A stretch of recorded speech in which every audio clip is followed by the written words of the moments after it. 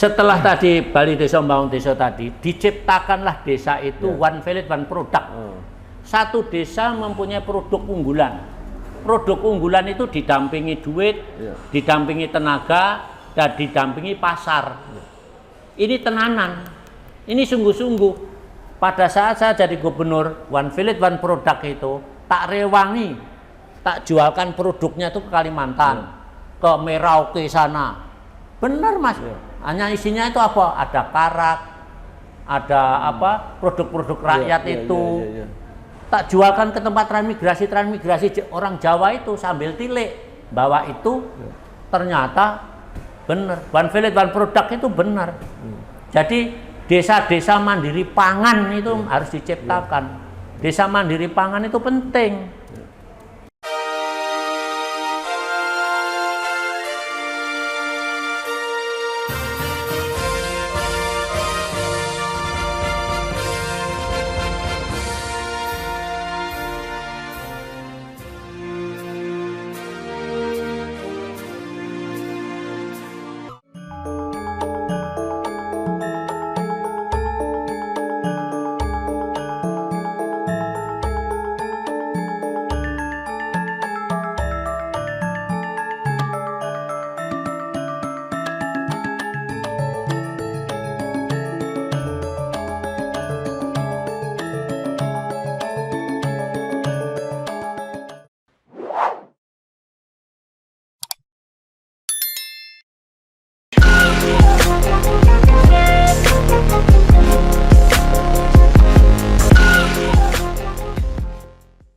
Assalamualaikum warahmatullahi wabarakatuh.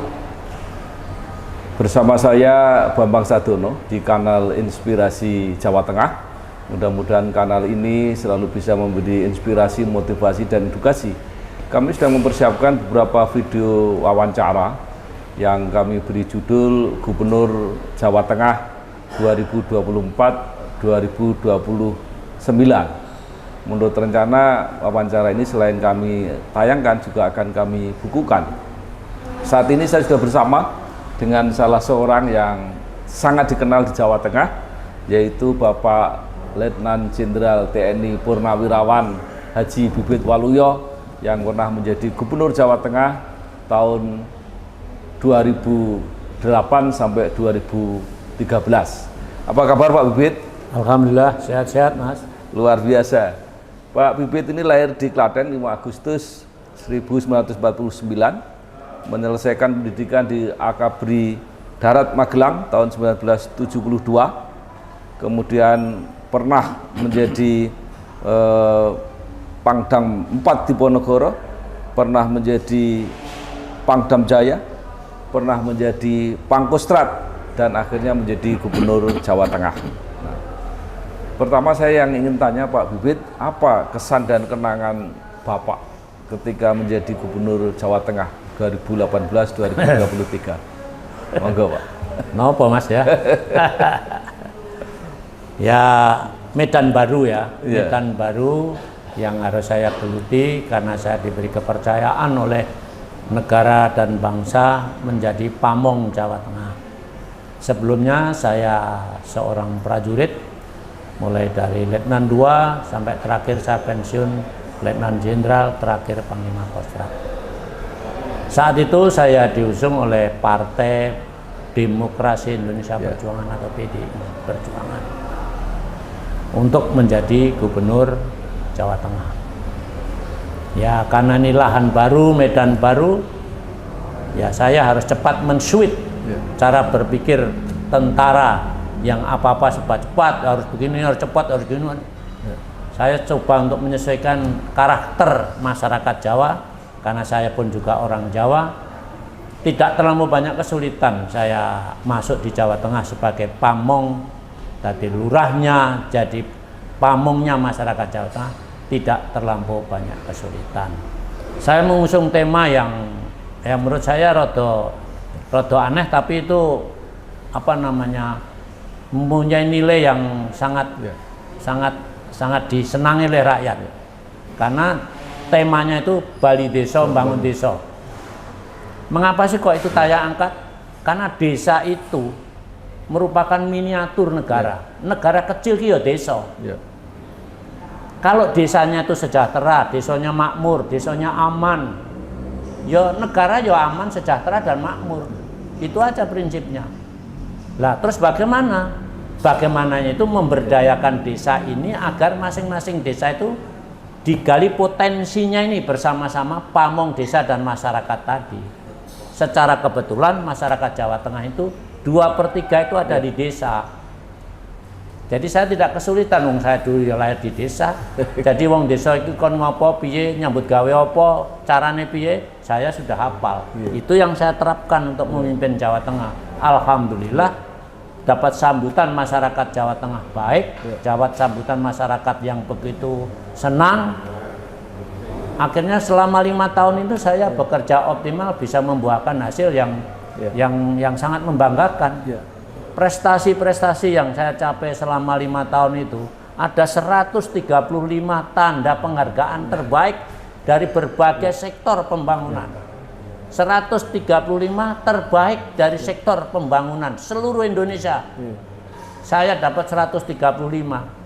Nah, terus yang lain bagian apa? Saya nggak ngerti. Titik Jawa Tengah, titik Jawa Tengah, titik Jawa Tengah. Pada saat itu seperti itu. Maka tidak aneh kalau kawan-kawan saya ya iri. Ada yang malah sama saya itu malah pinjem tanda penghargaan hanya sekedar untuk foto. Karena setiap ada apa tuh sektor pertanian, sektor kesehatan, sektor pendidikan, dan mesti saya juaranya nomor 1. Dipinjam untuk foto. Nah, coba. Kan luar biasa pada saat itu. Sehingga Jawa Tengah ini dilihat dari kawan-kawan yang lain memang semakin baik, semakin maju, semakin maju. Tadi sudah saya sampaikan tadi bahwa saya masuk Jawa Tengah ada 5 yang kuning tadi, tapi selama 1 tahun pertama yang kuning tadi menjadi hijau, yaitu Purwodadi, Blora, Rembang, Banjarnegara, dan Wonogiri.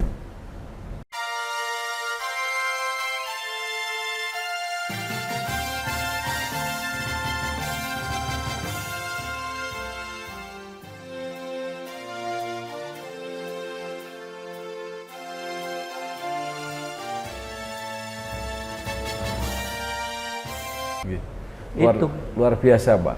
Nah, sekarang waktu terus berjalan. 2024 ini waktunya lagi akan ada pemilihan gubernur dan wakil gubernur Jawa Tengah. Menurut Bapak, persoalan apa yang selama ini masih terus akan menjadi persoalan Jawa Tengah? Pertanian. Ya. Masalah pertanian itu menjadi sesuatu yang harus diperhatikan betul oleh siapapun yang kelak menjadi pemimpin Jawa Tengah ini. Karena di situ tebal, Mas. Disitulah masyarakat kita bertempat tinggal. Disitulah masyarakat kita mencari nafkah makan. Itu di situ. Kalau itu ditandani, itu diperhatikan, itu didampingi dari semua aspek kehidupan rakyat top. Insya Allah itu bisa mensejahterakan dan Pak Gubernurnya oke. Tapi kalau itu dilupakan, hanya wacana, susah. Semua wacana. Saya yang gede-gede contohnya lah, Bandara Ahmad Yani itu. Bandara Ahmad Yani itu, saya sama Pak SBY itu, mungkin Pak SBY waktu itu tersinggung. Kenapa kok tersinggung? Karena pertanyaan saya agak aneh. Pertanyaan apa? Pertanyaannya, apakah pemerintah pusat itu melihat Jawa Tengah itu kenapa sih kok tutup mata, sebelah mata, pura-pura tidak tahu? Agak marah beliau. Apa maksudnya itu? Bahwa Jawa Tengah itu penduduknya besar, Pak. Hampir 35 juta. Semua makan, Pak. Siang makan, sore makan, malam makan, pagi makan, 3 kali makan. Lah bandaranya saja kayak gitu, terjelek di seluruh dunia. Itu mulanya dari saya. Nah, terus saya minta sama rakyat yang mengelola lahan itu untuk mendata bahwa itu miliknya. Setelah saya cari data kemana-kemana, akhirnya bahwa lahan bandara itu adalah pemberian dari penjajah dahulu yang diserahkan kepada Departemen Pertahanan. Setelah saya temukan, saya kembalikan ke rakyat, rakyat mau memberikan kepada pemerintah daerah, tapi pemerintah daerah memberi konsesi, tak kasih ganti untung. Setelah diganti untung, maka itu bisa ditempati untuk menjadi bandara yang baru. Itu prosesnya seperti itu. Dan saya sama, mungkin panjenengan masih di DPR dulu, nah, menyatakan bahwa sama-sama bangun, mbok yang bangun di Demak, kalau nggak Demak di Kendal. Saya kan, duit kok ndi Mas? Kok gue bangun yang Kendal yang berapa ribu hektar lahan sawah harus dikorbankan. Kalau itu kan cuman tambak. Yang tambaknya bukan miliknya rakyat tapi hanya diakui. Setelah kita luruskan ternyata oke. Itu proses itu. Akhirnya jadi sekarang sudah seperti itu. Itu baru itu. Belum lagi apa namanya kawasan industri di Tegal, di Batang.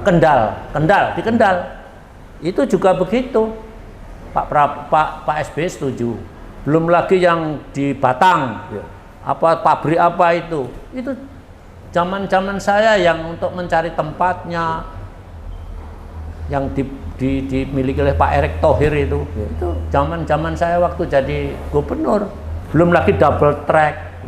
Itu kan artinya apa, semua terwujud pada saat saya 5 tahun itu. Itu faktanya seperti itu. Belum lagi di Rembang ada apa energi lagi, belum lagi di Adipala, luar biasa. Saya waktu 5 tahun itu saya berbuat banyak untuk masyarakat Jawa Tengah. Tapi utamanya kepada siapapun calon gubernurnya nanti di Jawa Tengah ini, kuncinya pertama sektor pertanian. Sektor pertanian harus digulawentah dengan baik. Dijaga masyarakat Jawa Tengah itu jangan sampai apa namanya kekurangan pangan. Karena penduduknya juga sangat padat. Nanti akan menjadi masalah kalau sampai lengah kita memberikan pemahaman ini kepada siapapun lah gubernurnya yang akan menjabat di Jawa Tengah. Baik. Pak Bibit tadi masalah sudah dipetakan kira-kira apa yang harus dilakukan. Kalau figur Pak, jadi kira-kira menurut Pak Bibit yang cocok, yang ideal itu yang seperti apa kira-kira? Ya siapa saja lah Mas. Sing penting ya mempunyai pikiran dan hati yang sama.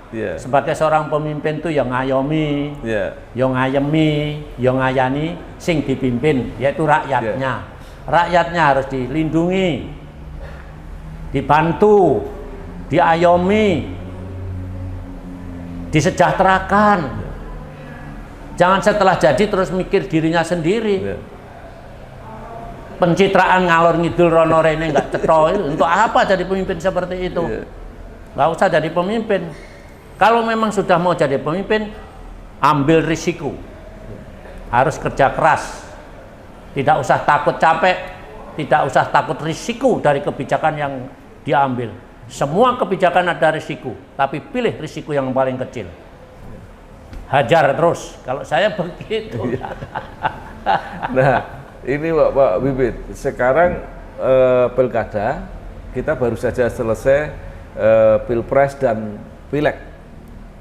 Hasilnya sudah bisa diraba-raba, terutama pilpresnya sudah jelas.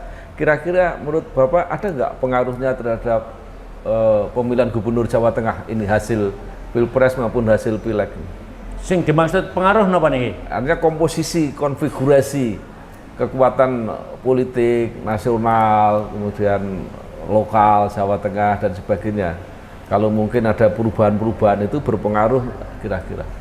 Ya kalau pengaruh pasti pengaruh Mas. Tapi contoh sajalah. Contoh saja yang sudah terjadi pilpres di Jawa Tengah loh ini. Kalau yang lain saya nggak ngerti. Siapapun presidennya, siapapun partainya, presidennya Pak Prabowo. Artinya rakyat itu tuh lihat postur, postur, kemampuan, olah bowo, semacam-macam lah. Rakyat tuh wis ngerti, nggak usah didorong-dorong, apalagi pakai duit-duit begitu, molah, molah. Jadi mungkin melihat siapa, kok itu siapa itu, langsung. Apalagi baru aja memilih presiden, masih kinyis-kinyis ini. Nah, jadi dia akan memilih orang yang setipe dengan Pak Prabowo, yang bisa kira-kira itu ngayomi, ngayemi, ngayani. Itu Mas, pemimpin itu yang kober, yang pinter, yang benar, yang bener. Ini, kalau ini bisa dimiliki oleh siapa calon pemimpin itu, insya Allah. Jadi kira-kira mungkin akan terjadi apapun partainya, gubernurnya adalah ini, gitu ya? Bisa. Saya yakin itu. Buktinya Pak Prabowo presiden mengangkatnya Citra itu seperti itu. Apapun partainya, Prabowo presidennya. Sampai saudara kita nuwun sewu dari masyarakat Jawa Tengah. Saya terima kasih atas kesadaran yang begitu tinggi. Orang mengira Pak Prabowo di Jawa Tengah pasti kalah. Lu kok bisa balik Grimjang seperti itu? Ya saya matur nuwun. Karena saya nggak ada cara lain kecuali menimbulkan kesadaran rakyat. Lah alhamdulillah kesadaran rakyat muncul. Apapun partainya, presidennya Pak Prabowo. Ini faktanya begitu. Aku nggak pakai duit komen dia aku. Aku nggak punya uang. Nyogok siapa? Enggak lah. Saya nggak nyogok. Cuman memahamkan bahwa negara ini besar, heterogenitasnya tinggi, potensinya besar, harus dikelola oleh orang yang mempunyai kemampuan yang terukur. Nah, siapa itu? Kalau saya Pak Prabowo. Kalau saya Pak Prabowo. Nah, kalau panjenengan kepada A atau B, ya monggo silakan aja. Atau C, silakan. Pak Bibit, mungkin nggak? Karena ini masih segar ya, pengalaman Pilpres misalnya masih segar seperti itu. Mungkin nggak situasi seperti ini, tim-tim yang bekerja, tema-tema yang menarik simpati masyarakat itu dikopi untuk pemilihan Gubernur Jawa Tengah? Menurut saya kok oke loh Mas. Menurut saya loh Mas. Menurut saya. Yang enggak mungkin jadi mungkin gitu kok. Wes pokoknya ini ngendikannya Pak Pacul. Bambang Pacul. Jawa Tengah itu harus menang mutlak. Pripun niku? Kok bisa begitu? Aku nggak mengerti. Kok bisa begitu? Aku nggak mengerti. Kok bisa menang mutlak? Saya sendiri tuh nggak sampai ya kalau di atas 40, 41, 42, alhamdulillah lah. Sudah. Nanti kalau Jawa Tengah 41, 42, tapi Jawa Timur 60, Jawa Barat 60, DKI nanti 40 atau 50, Banten 60, oh menang. Hitungan saya gitu. Waktu itu, loh kok malah Jawa Tengah jadi 53, waduh, alhamdulillah.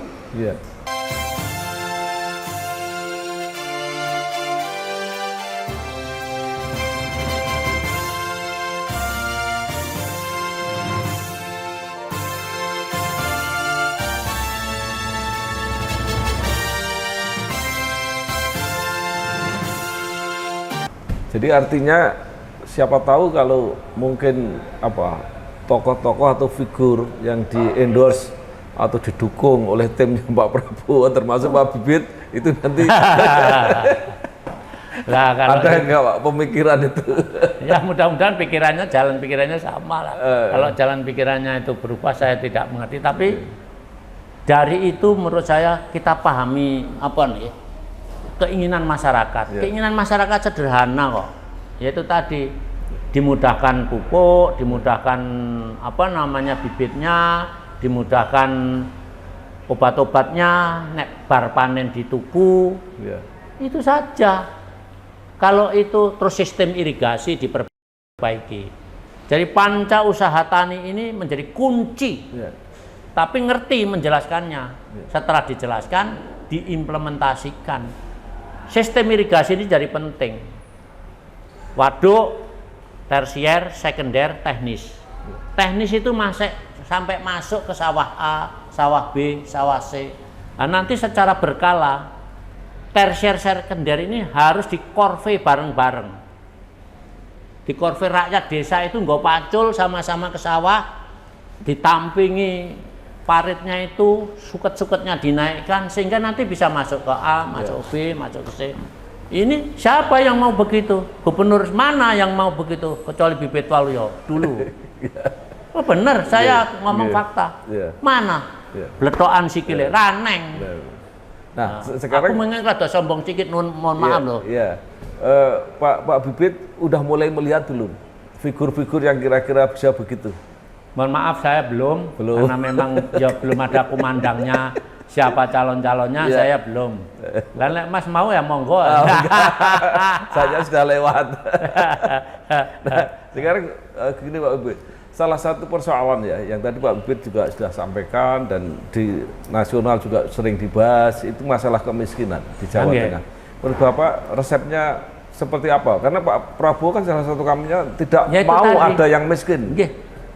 Setelah tadi Bali Desa Membangun Desa tadi, diciptakanlah desa itu one village one product. Satu desa mempunyai produk unggulan. Produk unggulan itu didampingi duit, didampingi tenaga, dan didampingi pasar.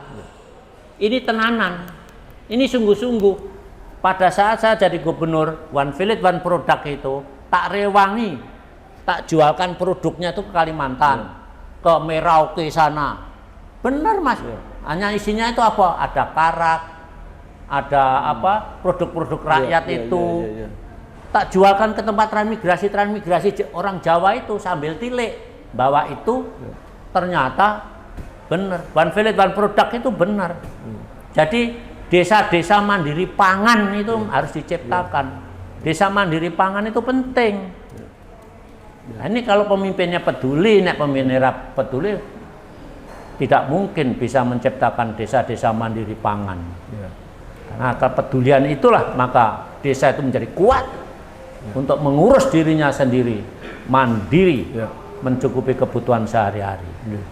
Nah, kalau menurut pengalaman Mbak Bibit, apa kekuatan atau potensi produk Jawa Tengah ini yang bisa jadi diunggulkan atau dijual ke tempat? Banyak sekali Mas sekarang.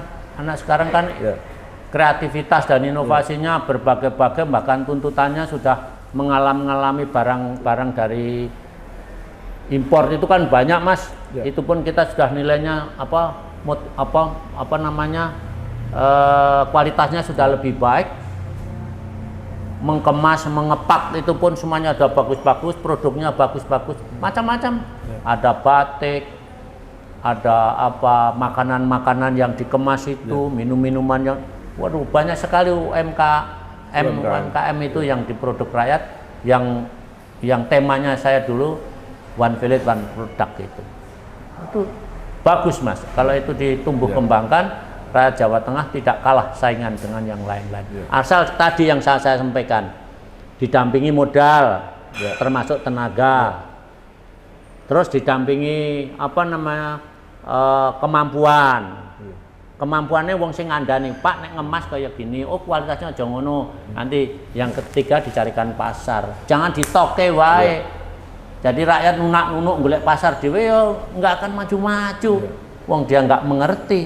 Nah siapa ini? Ya lembaga yang menangani ini. Kepala Dinas Perdagangan bersama-sama dengan Kadin misalkan begitu. Oh coba dikesel. Kadin sendiri jangan pakai jas-jas terus kalau rapat.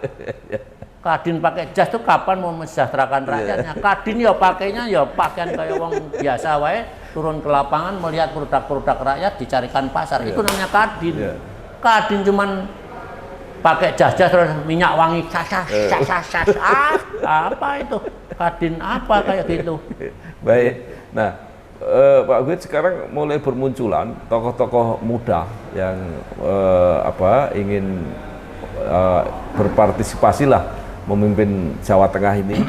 Nah, bagaimana komentar Bapak mengenai? Bagus. Monggo saja. Kalau bagi saya muda yang masih energik, tapi energik itu harus selaras dengan situasi kondisi seperti selalu saya ulang-ulang. Geografi, kondisi sosial, dan demografi kita. Kalau ini dipahami benar, itu muda pun saya oke. Kalau muda untuk muda netok, pengalamannya juga masih kurang, tapi respect terhadap kondisi demografi nggak paham, kondisi geografi nggak paham, kondisi sosial politik nggak paham, ya mejen. Jadi menggeleng ngalor ngidul paling-paling dandani parit yang kota-kota dicet-cet ngono gitu. Wah, celoko itu untuk pemimpin kayak gitu itu. Ya.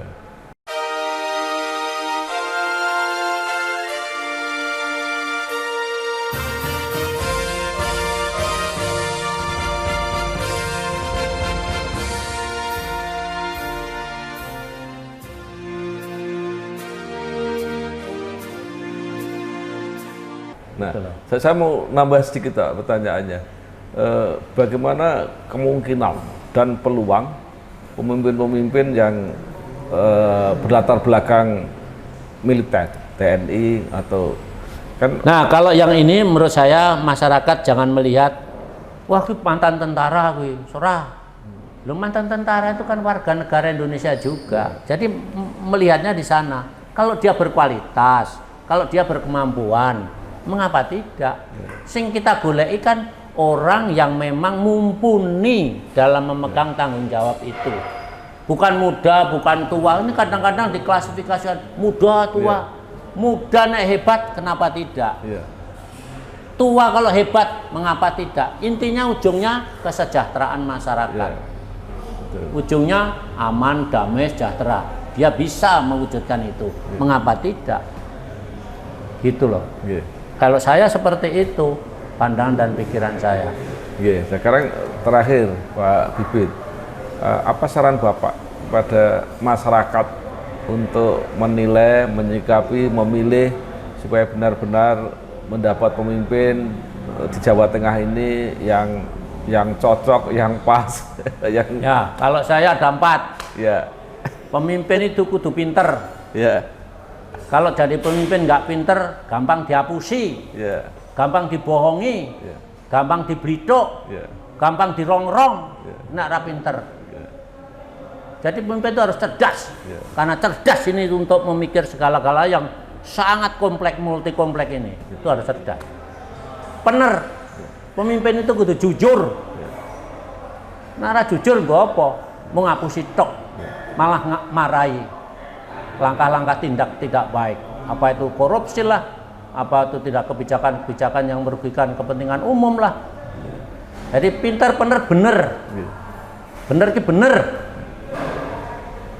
gitu loh. Artinya apa artinya? Mampu menegakkan norma kaidah hukum. Jadi hukum jangan dibuat main-main, tumpul ke atas, tajam ke bawah. Nggak boleh pemimpin seperti itu. Yang keempat, kober itu peduli kepada yang dipimpin, peduli kepada lingkungannya, itu pemimpin. Jadi pemimpin itu ada 4 minimalnya itu, pinter, bener dan kober, ureannya seperti tadi. Di samping itu jiwa seorang pemimpin itu harus lengkap, azas, prinsip, dasar dan sifat pemimpin banyak sekali mas. Jadi nanti jadi pemimpin itu just genah gitu loh, bukan pemimpin longa-longo kayak gitu. Hanya setelah jadi lali karo rakyate, setelah jadi maling korupsi, itu ngopo kayak ngono. Gitu loh.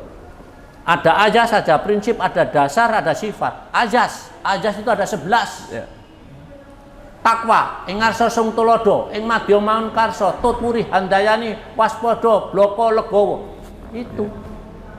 Itu harus inset di dalam pribadi kita. Pemimpin harus takwa. Kalau saya Islam harus, kalau Nasrani ya monggo sana. Ngarsa sing tulodo, jadi contoh mesti nyontoni sing bener, mesti rakyatnya manut. Ing madya maun karsa, dorong, ayo saudaraku, kita bekerja keras supaya weteng kira wareg dan lain sebagainya ngono lho kira-kira.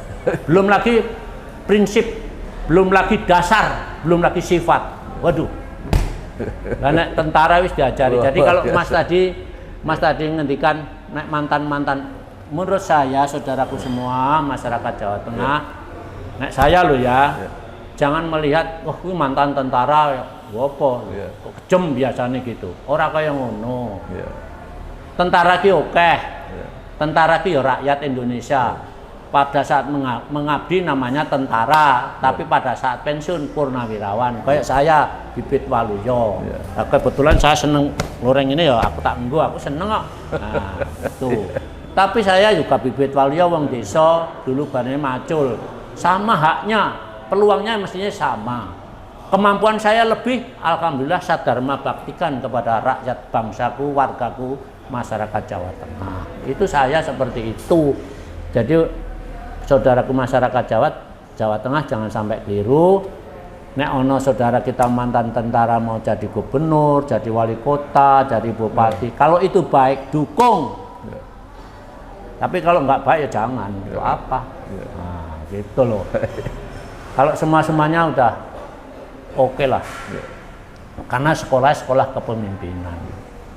Baik, terima kasih sekali Bapak Letnan Jenderal TNI Purnawirawan Haji Babit Waluyo, Gubernur Jawa Tengah tahun 2008 sampai 2013 yang telah memberikan kepada kita semua sebuah pandangan, sebuah wawasan yang mudah-mudahan membantu kita mencari pemimpin yang baik untuk memimpin Jawa Tengah untuk menjadi gubernur dan wakil gubernur 2024-2029. Sekali lagi terima kasih. Wassalamualaikum warahmatullahi wabarakatuh. Waalaikumsalam warahmatullahi wabarakatuh. Sangat Pak. Luar biasa ini merepotkan Bapak. Betul.